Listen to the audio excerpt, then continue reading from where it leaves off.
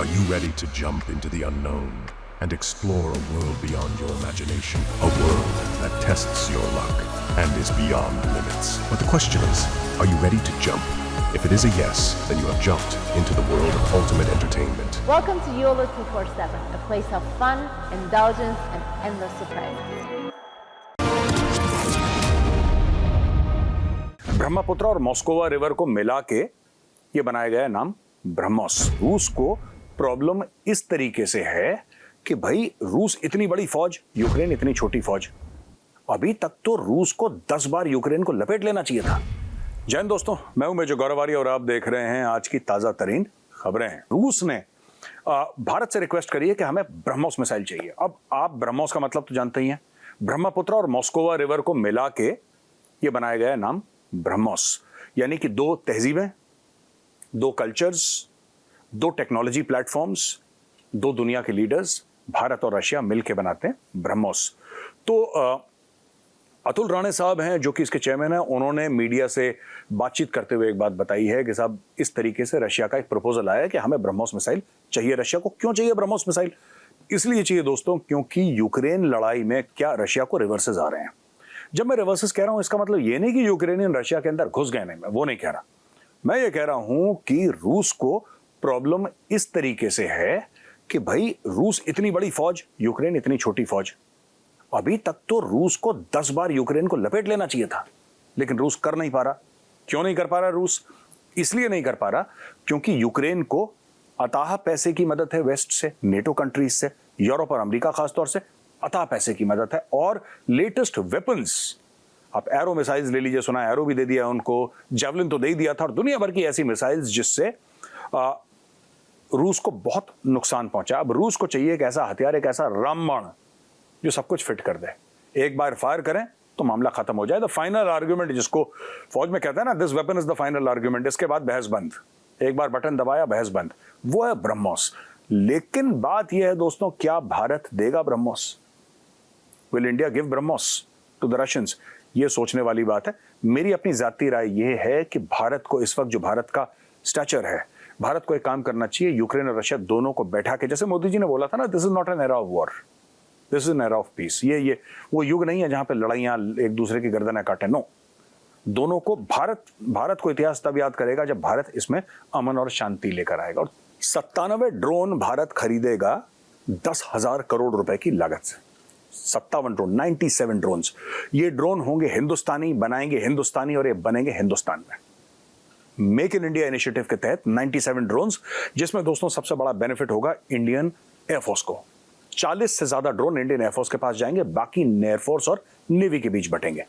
अच्छा, ये ड्रोन्स क्या हैं? ये जो ड्रोन्स हैं दोस्तों, ये मिसाइल फायर नहीं करेंगे, ज्यादातर सर्विलेंस के लिए हैं, line of actual control, line of control, यानी पाकिस्तान और चाइना के जो हमारे डिफैक्टो बॉर्डर्स हैं उनके पास, सो कॉल्ड डिफैक्टो बॉर्डर्स, उनके आसपास ये लोग सर्विलेंस करेंगे और इसका काम वहां पे होगा। इससे 2 फायदे होंगे साहब। एक तो ड्रोन इकोसिस्टम भारत में डेवलप होगा, क्योंकि सरकार जब, अब ये जो ड्रोन है ना दोस्तों, ये ऐसा तो नहीं कि आप और मैं इस्तेमाल करेंगे, हमारे घर से बड़े बड़े ड्रोन निकल रहे हैं, ऐसा तो है नहीं। ये कुछ खास गवर्नमेंट ऑफिसेज ही इस्तेमाल, गवर्नमेंट ऑर्गेनाइजेशन ही इस्तेमाल करेंगी। आर्मी, नेवी, एयरफोर्स, मुझे लगता है कोस्ट गार्ड की बड़ी मदद होगी इन ड्रोन से। मुझे लगता है border security force, BSF, ITBP की बहुत मदद होगी इन ड्रोन से। तो इनसे बहुत फायदा होगा। जहां पे एक्सटेंसिव किस्म का एग्रीकल्चर है वहां पे भी फायदा हो सकता है अब्रॉड। तो यानी कि भारत का ड्रोन इकोसिस्टम बिल्डअप होगा। और जब भारत खुद के बनाए ड्रोन एक्सेप्ट करेगा और उनके रिजल्ट्स दुनिया देखेगी, तो दुनिया भर की फौजें फिर भारत से बोलेंगी कि भाई जो आपने ड्रोन बनाया था, जो आप इस्तेमाल करते हैं ना, जरा उसका कोटेशन भेजिए, हम भी इसमें इंटरेस्टेड हैं। जैसे कि बात चल रही है ना, तेजस, अर्जेंटीना कह रहा है मैं तेजस खरीदना है, मलेशिया कह रहा है हम भी इंटरेस्टेड है इसमें। ये कब होता है ये काम? ये तब होता है जब आप खुद की टेक्नोलॉजी खुद स्वयं इस्तेमाल करना शुरू करते हैं। जब लोग कहते हैं हाँ कि इंडियन टेक्नोलॉजी में इतना दम है कि खुद इंडियन आर्मी, नेवी, एयरफोर्स को इस्तेमाल कर रहे हैं, लेकिन कुछ तो दम होगा इसमें, तभी तो इस्तेमाल कर रहे हैं, वरना नहीं करते। इसीलिए ये आप कॉन्फिडेंस दे रहे हैं। तो इससे क्या होगा कि ड्रोन का इकोसिस्टम बिल्डअप होगा भारत में, इसमें एडवांसमेंट होगी, और दूसरी दुनिया भर में हमारी तूती बोलेगी और लोग हमसे ड्रोन खरीदने की कोशिश करेंगे, हमारे पास आएंगे, रिक्वेस्ट करेंगे कि साहब आपके ड्रोन बहुत अच्छे हैं। एक बात ध्यान रखिएगा, मैं फिर से बता रहा हूं, ये उन ड्रोन से अलग हैं जो हमने 31 जो है अमेरिका से खरीदने की हमने पेशकश रखी है। वो आर्म्ड ड्रोन्स हैं, वो प्रेडेटर ड्रोन्स हैं, उसमें हेलफायर मिसाइल्स लगी हैं, वो हवा से मिसाइल फायर कर सकते हैं और टारगेट को बर्बाद कर सकते हैं। ये जो ड्रोन हैं इनमें मिसाइल्स नहीं लगी, ये सर्वेलेंस के लिए हैं ज़्यादातर, ये रिकॉनेसेंस के लिए हैं ज़्यादातर। यानी कि आप अगर लाइन ऑफ एक्चुअल कंट्रोल या लाइन ऑफ कंट्रोल पे इनको उड़ाएंगे तो ये पूरा आपको खबर देंगे कि चाइनीज क्या कर रहे हैं, पाकिस्तानी क्या कर रहे हैं, आपके दुश्मन क्या कर रहे हैं। कोस्ट गार्ड को अभी मिल नहीं रहा है ड्रोन, लेकिन अगर कोस्ट गार्ड को मिलता है, मैं उदाहरण दे रहा हूं समझाने के लिए, कोस्ट गार्ड दूर से फ्लाई करके इन ड्रोन्स को बैठे बैठे एक दफ्तर में कोस्ट गार्ड ये देख सकता है समुद्र के ऊपर कि भाई कौन सा जहाज है, क्या आ रहा है, उसको इजीली आइडेंटिफाई कर सकता है। तो बार बार अपने हेलीकॉप्टर और अपने हवाई जहाज भेजने की जरूरत नहीं है, काफी काम ड्रोन भी कर लेगा। तो मुझे लगता है ड्रोन के इकोसिस्टम जो भारत में है उसको डेवलप करने में बहुत बड़ा किरदार निभाएगा। ये 10,000 करोड़ का ड्रोन का ऑर्डर है दोस्तों, 97 ड्रोन्स, जिसमें 40 जाएंगे इंडियन एयर फोर्स को और बाकी जाएंगे इंडियन नेवी और इंडियन आर्मी को। अच्छा, पाकिस्तान के जो फॉर्मर टेक्नोलॉजी मिनिस्टर हैं फवाद चौधरी साहब, उन्होंने फिर से एक भंड मार दिया। भंड क्या मारा? उन्होंने बोला यार ये पापड़ क्यों बेलने की जरूरत है भारत की तरह, चंद्रयान 3 भेज रहा है ऊपर करोड़ों रुपए खर्च करके, क्या फायदा है इसका। हमें देखो पाकिस्तानियों को, हमें जमीन पे बैठे बैठे चांद दिख जाता है, दुनिया में और किसी को चांद नहीं दिखता जमीन पे खड़े हो। आप इंडियन हैं, अमेरिकन हैं, चाइनीज हैं, आपको चांद नहीं दिखेगा। ये खास फैसिलिटी सिर्फ पाकिस्तानियों को मुहैया करेगी, ये वही जमीन पे बैठ के चांद देखते हैं। तो यानी कि इंडिया का लूनर मिशन जो है ये बिल्कुल बेकार है, चंद्रयान 1, 2, 3 बिल्कुल बेकार हैं। भारत को स्पेस में कुछ भेजना नहीं चाहिए, कोई रॉकेट कोई सैटेलाइट नहीं भेजनी। पाकिस्तानियों की तरह रहो यार, ऐश से रहो, अपने छत पे बैठो, चाय पियो, चांद को देखो, कहानी खत्म हो गई। यही पाकिस्तानियों का चंद्रयान है, सस्ता, सुंदर और टिकाऊ। यूपी के एटीएस एंटी टेरर स्क्वाड ने सीमा गुलाम हैदर को उठा लिया और सचिन को उठा लिया। उनसे चल रही है पूछताछ और उनकी चाबी मरोड़ी जा रही है साहब। अब जैसे ही सीमा गुलाम हैदर की पूछताछ हुई और यूपी एटीएस ने करी, जब तक पुलिस इन्वॉल्व थी, नॉर्मल थाना पुलिस इन्वॉल्व थी, तब तक पाकिस्तान हाई कमीशन नहीं जागा। जैसे यूपी की एटीएस आया, एक्शन में आई, उठा के ले गई यूपी की एटीएस, तो साहब वहां पे ये लोग जागे पाकिस्तानी, जो दिल्ली में इनका हाई कमीशन है, और इन्होंने कॉन्सुलर एक्सेस मांगा, यानी कि हम सीमा गुलाम हैदर से मिलना चाहते हैं। अच्छा, सीमा से बरामद हुए हैं वीडियो कैसेट उसकी पुरानी शादी के, पाकिस्तानी आइडेंटिटी कार्ड वगैरह वगैरह, कुछ और दस्तावेज उससे बरामद हुए हैं। खैर, पाकिस्तान ने सरबजीत सिंह के मामले में तो कॉन्सुलर एक्सेस दिया नहीं और उसको मार दिया जेल के अंदर। ठीक है जी।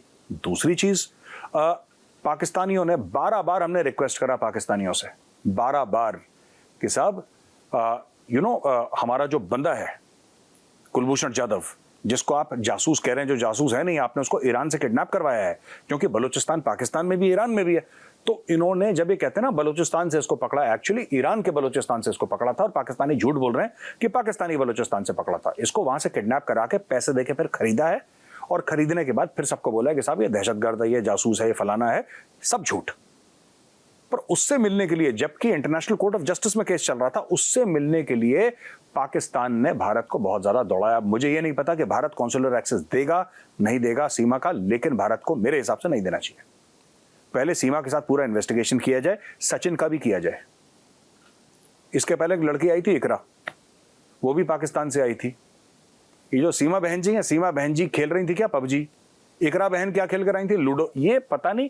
और हिंदुस्तानी लड़कों से मैं बोलना चाहता हूं, तुम्हें लूडो और पबजी खेलने के लिए सिर्फ पाकिस्तानी लड़कियां मिली हैं? भाई 200 देश हैं दुनिया में, किसी के साथ खेल लो। तुम्हें पाकिस्तानी बुलाने हैं भारत के अंदर, और फिर यहाँ पर नेशनल सिक्योरिटी का आपको डिजास्टर करवाना है। ये सचिन को भी थोड़ा सा टाइट करा जाए, मेरी ये दरखास्त है यूपी एटीएस से, सचिन को भी टाइट करो कि तुम ही ने इसको दिमाग दिया कि तुम यहाँ से आओ, फिर मैं अपने घर में तुम्हें छुपाऊंगा। हाँ, सचिन प्रेशर में है, मैं मानता हूं कि सचिन प्रेशर में है, और इसी औरत की वजह से प्रेशर में है, सीमा गुलाम हैदर की वजह से। लेकिन इसमें सचिन का भी हाथ है, बिना सचिन के सपोर्ट के ये उसके घर में आके रह रही है, और सचिन के मुंह से गलती से निकल गया कि ये पाकिस्तानी है। अगर ऐसा था और वो एक्चुअली आई थी, तो सचिन को क्या जाके थाने में रिपोर्ट नहीं देनी चाहिए थी कि यहाँ पे पाकिस्तानी है? और उसने बुलाया क्यों? उसको तो डे 1 से पता था वो पाकिस्तानी है, रिपोर्ट तो बाद में देता हूं खान, उसको डे 1 से पता था पाकिस्तानी है। तो यहाँ पर सचिन की भी गलती। सचिन के माँ बाप को मैं कुछ नहीं कह रहा, वो बुजुर्ग हैं, गांव वालों को भी कुछ नहीं कह रहा, क्योंकि उनको तो पता ही नहीं था ये भाई साहब कौन सा कारनामा अंजाम दे रहे हैं, गांव वालों को बिल्कुल नहीं पता था, और उसके माँ बाप को शायद नहीं पता हो, बुजुर्ग हैं, उनकी कोई गलती नहीं है। लेकिन सचिन से भी पूछताछ, तगड़ी पूछताछ करनी चाहिए, और सीमा गुलाम हैदर डेफिनेटली पाकिस्तानी है। जब सब कुछ पूछताछ कर लें तो इसको वापस भेजो, ये कॉन्सुलर एक्सेस पाकिस्तान को मांगने दीजिए, देखते हैं आगे आगे होता है क्या। तो तो वीडियो देखने के लिए बहुत बहुत धन्यवाद दोस्तों। अगर वीडियो पसंद आए तो लाइक का बटन जरूर दबाइएगा एक बार। मैं कल फिर मिलूंगा एक नए वीडियो के साथ, तब तक के लिए जय हिंद।